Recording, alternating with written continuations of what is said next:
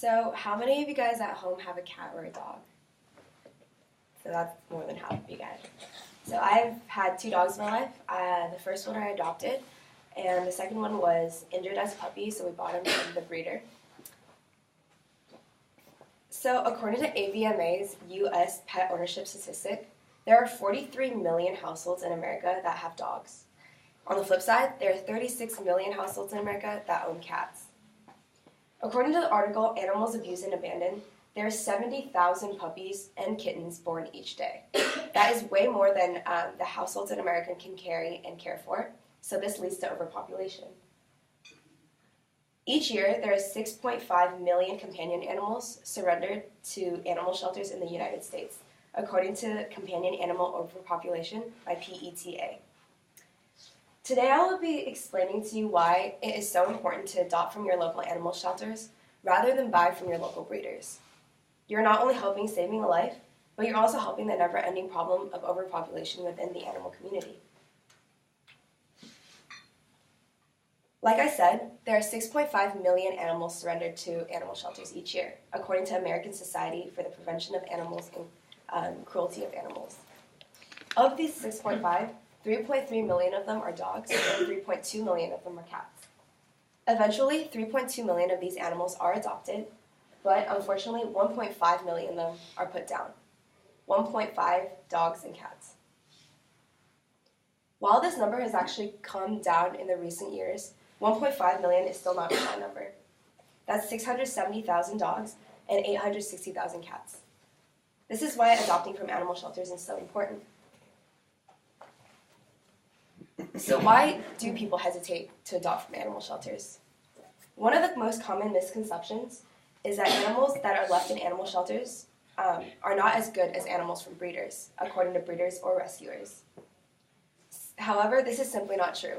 Many of these animals are just not given a fair chance. According to Nicole Pager's article, Reasons Dogs End Up in Shelters, the top two reasons dogs end up in shelters is one, because they're not given enough training, which is still on the owner's behalf rather than the actual dogs, and lifestyle change, whether the family has a baby, loss of job, or they're simply relocating. There is also a myth that purebred animals are superior over mixed-bred animals. That's why so many people turn to breeders rather than the shelters. But this is, again, not true. According to Corinne Head from One Green Planet, there's no concrete or tangible evidence as to purebred dogs being better than mixed breeds. This is strictly dependent on each individual dog and their genetics, and how they are raised and treated as puppies. Breeding does not guarantee healthy dogs either. This is again dependent on each individual dog and how they are raised and their each individual genetics. So instead of buying from breeders, as I have been saying throughout this speech, you should adopt from shelters. According to Breeders vs. Rescuers by Dog Breed Info, adopting reduces the amount of numbers that animals are bought from breeders, which eventually leads to less breeding. Less breeding, on the flip side, would also inevitably force people to adopt from shelters, so they work both ways. According to Humane Society's article, Top Reasons to Adopt a Pet, adoption does many things. The biggest thing is it helps save a life. The second thing is that it ultimately costs less. Many purebred dogs go anywhere from $500 to $1 million, like this Tibetan Mastiff dog. Another thing it helps fight puppy mills, which is where puppies are breeded in large dozens in often very small areas. And finally, it ultimately keeps dogs off the streets. If more people bought from breeders, shelters will ultimately be overpopulated, as they already are now. There are inevitably not enough households in America to hold the 70,000 puppies and kittens that are born each day. According to the article, What Happens to Dogs Left in Shelters, many of the dogs that are not wanted or are deemed too old to be adopted because of lack of space, resources, and people will ultimately be euthanized. If they are not euthanized, they are sent to what are called no-kill warehouses. which are large warehouses with endless rows of metal kennels where dogs often rarely see the light of day. According to Greg Allen, the author of no-kill shelters can still technically kill 10% of their animals and still be considered no-kill. This is neither humane nor ethical.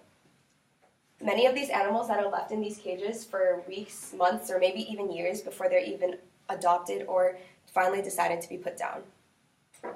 According to some research, animals often go insane because of isolation and lack of companionship within these warehouses.